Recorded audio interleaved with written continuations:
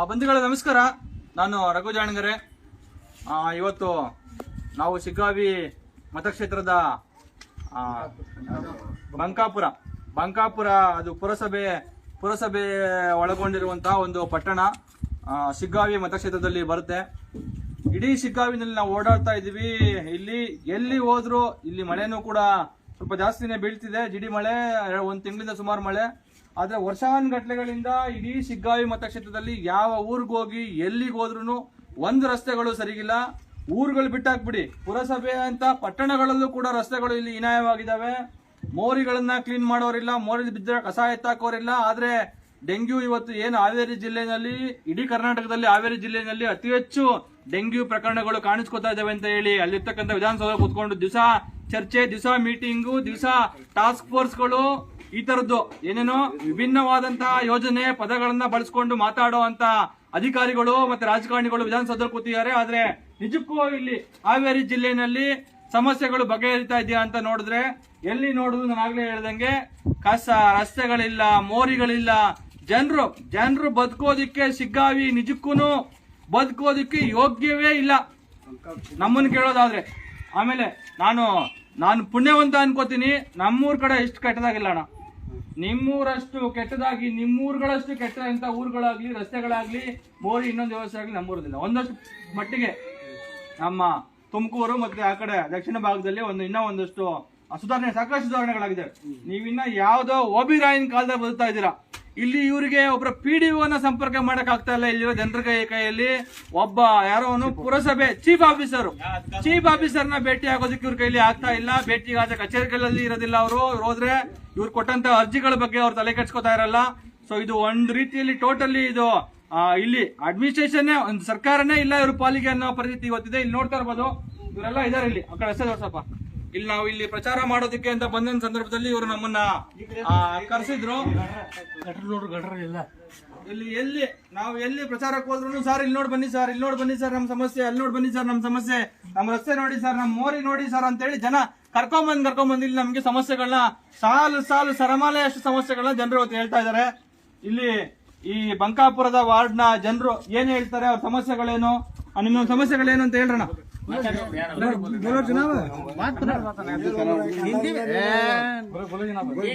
ಸಮಸ್ಯೆ ಅಂದ್ರೆ ಇಲ್ಲ, ರೋಡ್ ಸರಿ ಇಲ್ರಿ, ಗಟಾರ ಸರಿ ಇಲ್ಲ. ಹೋಗಿ ಅರ್ಜಿ ಕೊಟ್ರೆ ಯಾರು ದಾದ್ ಮಾಡಂಗಿಲ್ಲ, ಬರಂಗಿಲ್ಲ, ವಿಚಾರ ಮಾಡಂಗಿಲ್ಲ. ಮುನ್ಸಿಪಾಲಿಟಿ ಕಸದ ಗಾಡಿನೂ ಬರಂಗಿಲ್ಲ, ಏನು ಬರಂಗಿಲ್ಲ. ಇಲ್ಲ ನಮ್ಗೇನು ಉಪಯೋಗ ಇಲ್ಲ. ನಾವು ಹೆಚ್ಚಿಂದ ಏನ್ ಕೇಳಂಗಿಲ್ಲ. ಜನರು ಏನ್ ಕೇಳ್ತಾರ್ರಿ, ಸರ್ಕಾರದ ಸವಲತ್ತು ಏನದಾವ ಅಷ್ಟೇ ಕೊಟ್ರೆ ಸಾಕು ನಮ್ಗೆ. ರೋಡ್ ಒಂದು, ಗಟಾರ ಒಂದು, ಸರಿಯಾಗಿ ನಳದ ನೀರು ಒಂದು, ಸೌಕರ್ಯಗಳಿದೆಯಾ? ನೀರ್ ಕೊಡ್ತಾರ ಒಂದೊಂದೇ ಸರ್, 15 ದಿವ್ಸಕೊಂಡ್ ಬರ್ತಾವ, 15 ದಿವ್ಸಕೊಂಡ್ ಬರ್ತಾವ. ಒಂದ್ ತಿಂಗಳದಾಗ ಒಮ್ಮೆ ತೆಗಿಯಂಗಿಲ್ಲ ಕಸ. ಇಲ್ಲ ನೋಡ್ರಿ, ಇಲ್ಲಿ ನೀವು ನೋಡ್ರಿ, ಚರಂಡಿ ಕಸ ನೋಡ್ರಿ ಇಲ್ಲಿ ಹೆಂಗ್ ತುಂಬಿತ್ತಿದ. ನಾವು ಇಲ್ಲಿ ನಿಂತಿದ್ಕ ಹೋಳ ಮಾಡಿದ್ರೆ ಅವ್ ನೀರ್ ಹೋಗ್ತೈತಿ, ಇಲ್ಲಿದ್ರಲ್ಲೇ ಸಿಕ್ಕಂತ ನೋಡ್ರಿ.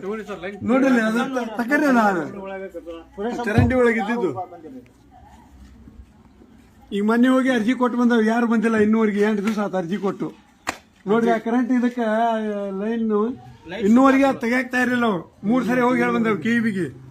ಇಲ್ಲಿ ಚರ ಅಂತ ಪದೇ ಕರೆಂಟ್ ಹೋಗ್ತೈತಿ, ಕೆಳರಿಲ್ಲ ಇಲ್ಲಿ ಬರೀ.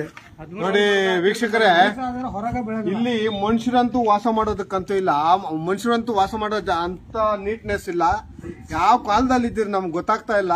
ರಾಜಕಾರಣಿಗಳು ವಿಧಾನಸೌಧದಲ್ಲಿ ಅವ್ರೊಂದ್ಸತಿ ಏನೋ ಗೆದ್ದು ಬಂದಾಗ ಆ ಮನೆಗಳಿಗೆ ಮಾಡ್ಕೊಳ್ಳುವ ಶೃಂಗಾರಗಳಿಗೆ ಕೋಟ್ಯಾಂತರ ರೂಪಾಯಿ ಖರ್ಚು ಮಾಡುವ ನಮ್ಮ ರಾಜಕಾರಣ ಯಾವ ತರಕ್ಕೆ ಹೊರಟೋಗಿದೆ. ಇಲ್ಲಿ ಜನ ವಾಸ ಮಾಡೋದಕ್ಕೆ, ಪ್ರಾಣಿಗಳು ಕೂಡ ವಾಸ ಮಾಡೋದಕ್ಕೆ ಆಗೋದಿಲ್ಲ. ಅಂತ ಜಾಗದಲ್ಲಿ ಮನುಷ್ಯರನ್ನ ವಾಸ ಮಾಡಿಸ್ಕೊಂಡು ಇಲ್ಲಿ ಇರುವ ಯಾವ್ದಪ್ಪ ಇದು ಊರದು ಬಂಕಾಪುರ ಅನ್ನೋ ಊರಲ್ಲಿ ಪುರಸಭೆ ಅಪ್ಪ. ಇದು ಪುರಸಭೆ ವ್ಯಾಪ್ತಿಗೆ ಬರುವ ಇಲ್ಲಿ ಈ ಮಟ್ಟಕ್ಕೆ ಗಲೀಜು, ಈ ತರ ಇದ್ರೆ ಜನ ಯಾವ ತರ ವಾಸ ಇರುತ್ತೆ. ಇನ್ನೇನು ಡೆಂಗಿ ಬರ್ತೀರ, ಇನ್ನೇನು ಬರುತ್ತೆ. ಒಂದು ಸೆಕೆಂಡ್ ಬಂದು ವೀಕ್ಷಕರೇ, ಇದೊಂದು ನೆಗುಬಾಟ್ಲು ನಾನು ನೆನ್ನೆಯಿಂದ ಗಮನಿಸ್ತಾ ಇದ್ದೀನಿ. 1 ನಿಮಿಷ 3-4 ದಿವಸದಿಂದ ಗಮನಿಸ್ತಾ ಇದ್ದೀನಿ. ಚರಂಡಿ ಎಲ್ಲಿರುತ್ತೆ ಅಂದ್ರೆ ಆ ಸೈಡ್ ಈ ಸೈಡ್ ಇದೆ. ಏನೋ ಅದೃಷ್ಟ ಇಲ್ಲಿದೆ.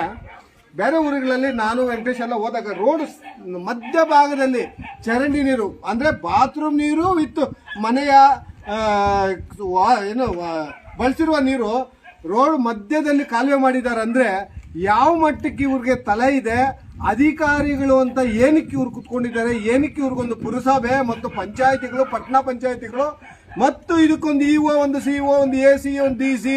ಇದು ಪುರಸಭೆಗೆ ಹೋದ್ರೆ ಒಂದು ಚೀಫ್ ಆಫೀಸರ್, ಒಂದು PD ಪ್ರಾಜೆಕ್ಟ್ ಡೈರೆಕ್ಟರ್, ಅದ್ರ ಮೇಲೆ ಡಿಸಿ, ಅದ್ರ ಮೇಲೆ ಪುರಸಭೆ ಅಧಿಕಾರಿ, IAS ಅಧಿಕಾರಿ, ಇಷ್ಟೆಲ್ಲ ಇದೆ. ಇಷ್ಟೆಲ್ಲ ಕೋಟ್ಯಾಂತರ ರೂಪಾಯಿ ಸಂಬಳಗಳು, ಆರಾಮಾಗಿ ಕೋಟ್ಯಾಂತರ ರೂಪಾಯಿ ಸಂಬಳಗಳು ತಗೊಂಡು ಗಿಂಬ್ಲಾಗ್ಲು ಪಡ್ಕೊಂಡು ಇಲ್ಲಿರುವ ಸ್ಥಳೀಯರು ಯಾರು ಫೋನ್ ಮಾಡಿದ್ರು, ಇಲ್ಲಿರುವ ಪುರಸಭೆ ಅಧಿಕಾರಿ ಹೆಸರು, ಅವ್ರ ಹೆಸರು ಶಿವಪ್ಪ. ಭಗವಂತ ನಿಮ್ಮ ಪಾದಗಳನ್ನ ಜೆರಾಕ್ಸ್ ಮಾಡಿ ನಿಮ್ಮ ಪುರಸಭೆ ಕಚೇರಿಗೆ ಅಂಟಿಸ್ಬಿಡಿ. ಯಾಕಂದ್ರೆ ನಿಮ್ಮ ಫೋನ್ ನಾನೇ ಬೆಳಗ್ಗೆಯಿಂದ 20 ಬಾರಿ 30 ಬಾರಿ ಮಾಡಿದ್ದೇನೆ, ಎತ್ತಿಲ್ಲ. ನೋಡಿ, ಒಂದು ಹುಡುಗನು ತಿರೋಗಿದಾರಂತೆ, ಅವರೇ ಹೇಳಿದ್ರು. ಡೆಂಗು ಜ್ವರ ಬಂದು ಒಂದು ಹುಡುಗ ತೀರ್ಕೊಂಡ್ರಿ ಇಲ್ಲ, 4-5 ದಿನ ಆದ್ರೆ ಬಂದು ಯಾರು ಬಂದಿಲ್ಲ ಸರ್. ಒಮ್ಮೆ ಮಾಡಿದಾರೆ ನೋಡ್ರಿ, ಒಮ್ಮೆ ಗಾಡಿ ತಗೊಂಡ್ ಹೋಗ್ಯಾರ ಅವ್ರು. ಅದನ್ನ ತೋರಿಸ್ರಿ, ಪೂರ ತೋರಿಸ್ರಿ ಅವ್ರಿಗೆ. ಹುಲ್ ನೋಡ್ರಿ ಈ ದಿವಸ ಹಾಗಾಗಿ ಸಿಂಪಡಣೆ ಮಾಡ್ಬೇಕು. ಹಾಗಾಗಿ ನೋಡಿ, ಅಲ್ಲಿ ಬಡಾಯಿ ಕೊಚ್ಕೊಳ್ಳೋದು ಬೇಕಾಗಿಲ್ಲ. ವಿಧಾನಸೌಧದಲ್ಲಿ ಇಲ್ಲಿ ಮಾಜಿ ಮುಖ್ಯಮಂತ್ರಿ ಕ್ಷೇತ್ರ. ಹಾಗಾಗಿ ಇಲ್ಲಿ ಡೆಂಗು ಡೆಂಗು ಡೆಂಗು ಅಂತ ಅಲ್ಲಿ ಕೋಟ್ಯಾಂತರ ರೂಪಾಯಿ ಕಾಫಿ ಟೀಗಳಿಗೆ ನೀವು ತಿಂದು ಬಿಸ್ಕೆಟ್ಗಳಿಗೆ ವೇಸ್ಟ್ ಮಾಡ್ತಾ ಇದ್ದೀರಾ. ಇಲ್ಲಿ ನೋಡಿ, ಯಾವುದೇ ರೀತಿ ಸ್ವಚ್ಛತೆ ಇಲ್ಲ. ಇನ್ನು ಡೆಂಗು ಬರ್ತೀರಿ, ಇನ್ನೇನ್ ಬರುತ್ತೆ? ಹಾಗಾಗಿ ರಾಜಕಾರಣಿಗಳು ಕೂತಿರೋ ಚೇರಲ್ಲ ನೀವು ರಾಜ್ಯಭಾರ ಮಾಡ್ತೀನಿ ಅಂದ್ರೆ ನೋಡಿ, ಇದೇ ರಾಜ್ಯಭಾರ. ಏನು ಹೇಳ್ತಾರಲ್ಲ, ರಾಮ ರಾಜ್ಯ ಮಾಡ್ತೀರಿ. ರಾಮ ರಾಜ್ಯ ಅಲ್ಲ, ನೀವು ಏನು ಡೆಂಗು ರಾಜ್ಯ ಮಾಡಿದ್ದೀರಾ ಅನ್ನೋದಕ್ಕೆ ಹೆಸರುವಾಸಿ. ನೋಡಿ, ಎಲ್ಲಿ ಫ್ಯಾಮಿಲಿಗಳು ಹೆಂಗ್ ಬದುಕಬೇಕು, ಏನಾಗ್ಬೇಕು ಅಂತ ಸಾರ್ವಜನಿಕರೇ ನೀವೇ ಎಚ್ಚೆತ್ಕೋಬೇಕು. ನೀವು ಸಾರ್ವಜನಿಕರು ಏನಿದಿರೋ ಇಂಥ ಯಾರೋ ಮಾಜಿ ಮುಖ್ಯಮಂತ್ರಿಗಳನ್ನ ಧಿಕ್ಕರಿಸಿ ಇವ್ರಿಗೆ ವೋಟ್ ಮಾಡೋದ್ರಿಂದಾನೇ ಅವರು ಬೆಳೆಯೋದಲ್ವಾ? ನಿಮ್ಮ ವೋಟಿಂದಾನೇ ಅಲ್ಲಿ ಹೋಗಿ ರಾಜಭಾರ ಮಾಡೋದು. ಇಂಥವ್ರನ್ನ ಧಿಕ್ಕರಿಸಿ, ಅದಕ್ಕೆ ನಮ್ಮ KRS ಪಕ್ಷ ಇರ್ಬೋದು, ಇಂಥ ಏನ್ ನಿಮಗೋಸ್ಕರ ದುಡಿಯುವಂತ ಪಕ್ಷಗಳಿಗೆ ನೀವು ವೋಟ್ ಮಾಡಿ ಗೆಲ್ಲಿಸಿದಾಗ ಮುಂದಿನ ದಿನಗಳಲ್ಲಿ ಈ ವ್ಯವಸ್ಥೆ ಇರೋದಿಲ್ಲ. ಇದೊಂದು ವ್ಯವಸ್ಥೆಗೆ ಯಾವ ತರ ಬೇಕು, ಮನುಷ್ಯರು ವಾಸ ಮಾಡೋದಕ್ಕೆ ಯಾವ ತರ ವ್ಯವಸ್ಥೆ ಬೇಕು ಅನ್ನೋದನ್ನ ಮಾಡ್ಕೊಡೋದ್ರಲ್ಲಿ ನಾವು ಯಾವತ್ತು ಮುಂದಿರ್ತೀರಿ. ನಿನ್ನೆಯಿಂದ ಅಲ್ಲ, ನೀವು ಇಲ್ಲಿ 15 ದಿವಸದಿಂದ ನೋಡ್ತಾ ಇದ್ದೀರಾ. ಯಾವ ವಿಲೇಜ್ಗಳಲ್ಲಿ ಏನೇನು ತೊಂದರೆ ಆದ್ರೂ ಅಲ್ಲಿರುವ ಅಧಿಕಾರಿಗಳನ್ನ ಕರೆಸಿ, AC ಮತ್ತು EO ಮತ್ತು ಪಂಚಾಯತಿ PDO ಆಗಿರ್ಬೋದು ಮತ್ತು ಪುರಸಭೆ ಅಧಿಕಾರಿಗಳು ಕರೆಸಿ ನಿಮ್ಗೆ ಏನೇನ್ ಬೇಕೋ ಮೂಲಭೂತ ಸೌಕರ್ಯಗಳನ್ನ ಅವ್ರಿಗೆ ಮಾಡೋದಕ್ಕೆ ತಾಕೀತು ಮಾಡ್ತಾ ಇದ್ದಾರೆ ನಮ್ಮ ರಾಜ್ಯಾಧ್ಯಕ್ಷ ಆಗಿರ್ಬೋದು. ಈಗ ಇಲ್ಲಿ ನಿಮ್ಗೆ ಅದೃಷ್ಟ ಏನಂದ್ರೆ ನಮ್ಮ ರಾಜ್ಯಾಧ್ಯಕ್ಷ ಆಗಿರುವಂತ ರವಿಕೃಷ್ಣ ರೆಡ್ಡಿ ಅವರು ಈಗ ಬೈ ಎಲೆಕ್ಷನ್ಗೆ ಅವರೇ ನಿಲ್ತಾ ಇದ್ದಾರೆ. ಹಾಗಾಗಿ ಅವರ ಜೊತೆಯಲ್ಲಿ ನೀವು ಕೈ ಜೋಡಿಸಿ ಕೆಲಸ ಮಾಡಿ. ಇಲ್ಲಿ ನಮ್ಮ KRS ಪಕ್ಷ ಏನಂದ್ರೆ ನಾವು ಬಂದು ನಿಮಗೆ ಮಾಡ್ಕೊಡ್ತೀವಿ ಅಂತ ಹೇಳಲ್ಲ, ನೀವು ನಮ್ಮ ರೀತಿ ಎದ್ದೇಳಿ ಕೆಲಸ ಮಾಡಿ. ನಮ್ಮ KRS ಅಲ್ಲಿ ಅದೇ ನಿಮ್ಗೆ ಕಲ್ಸ್ಕೊಡೋದು. ನಾನೇ ನಿಮ್ಗೆ ಬಂದು ಮಾಡ್ಕೊಡ್ತೀನಿ ಅಂದ್ರೆ ಅದ್ರ ರಾಜಕೀಯನ ಹಾಕೊಂಡು ಹೋಗ್ತದೆ, ನಮಗೆ ಬೆಲೆನೇ ಇರೋದಿಲ್ಲ. ಹಾಗಾಗಿ ನೀವೆಲ್ಲ ಎಚ್ಚೆತ್ಕೊಂಡು ಇದನ್ನ ಪ್ರಶ್ನಿಸಬೇಕು, ಅಧಿಕಾರಿಗಳನ್ನ ಪ್ರಶ್ನಿಸಬೇಕು. ಅವ್ರಿಗೆ ಚಾಟಿ ಬೀಜದಲ್ಲಿ ಕೆಲಸ ಮಾಡ್ತಾರೆ ಅನ್ನೋದಕ್ಕೆ ಉದಾಹರಣೆ ನೀವೇ ಆಗ್ಬೇಕು, ಸಾರ್ವಜನಿಕರು, ನಾವಲ್ಲ. ಹಾಗಾಗಿ ನಾವು ನಿಮ್ಮ ಜೊತೆಯಲ್ಲಿ ಇರ್ತೀರಿ, ಯಾವತ್ತಿಗೂ ನಿಮ್ಮ ಜೊತೆಯಲ್ಲಿ ನಾವೆಷ್ಟು ಇದ್ದೀರೋ ನೀವು ಅಷ್ಟೇ. ಹಾಗಾಗಿ ನೀವು ನಮ್ಮ ಜೊತೆಯಲ್ಲಿ KRS ಜೊತೆಯಲ್ಲಿ ಸೇರಿ ಇದನ್ನ ಒಂದು ದಾರಿಗೆ ತರೋಣ. ಮುಂದಿನ ದಿನಗಳಲ್ಲಿ ಇದೇನಿದೆಯೋ ನಾವು ಪುರಸಭೆ ಅಧಿಕಾರಿಗಳನ್ನ ತೋರಿಸಿದೆ, ಸಾಕು ಕಾಣಿಸಿದೆ. ಹಾಗಾಗಿ ಪುರಸಭೆ ಅಧಿಕಾರಿಗಳು ಮೀಟ್ ಮಾಡೋಣ. ಇದು ಏನು ಅನ್ನೋದನ್ನ ನೋಡೋಣ ವೀಕ್ಷಕರೇ. ನೋಡಿ, ನಿಮ್ಮ ಬಂಕಾಪುರ ಈ ಅಸಹ್ಯವಾಗಿದೆ ಅಂದ್ರೆ ಅಧಿಕಾರಿಗಳು ಏನ್ ಮಾಡ್ತಾ ಇದ್ರು ಇವತ್ತು ಒಂದು ಎಕ್ಸ್ಟ್ರಾ ಪ್ರಶ್ನೆ ಆಗಿ ಕೂತಿದೆ. ಹಾಗಾಗಿ ನೋಡಿ, ಇದು ರೋಡ್ ಅಲ್ಲ, ಒಂದು ಹೊಲ ಅಂತ ಹೇಳ್ಬೋದು.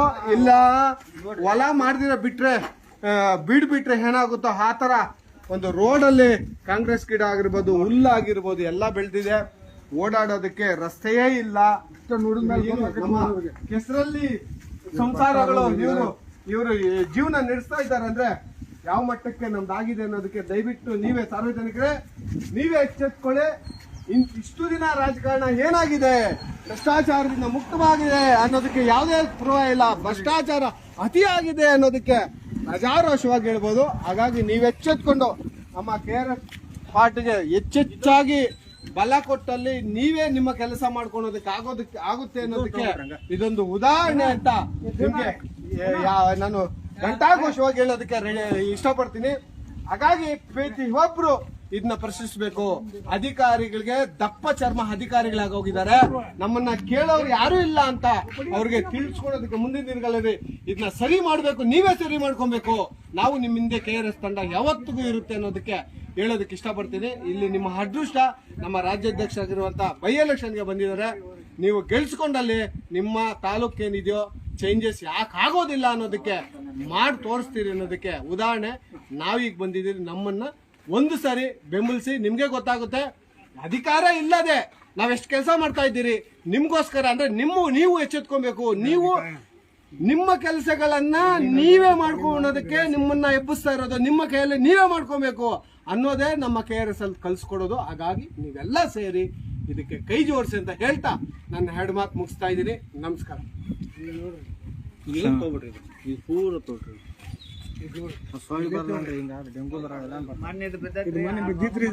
ಹಾ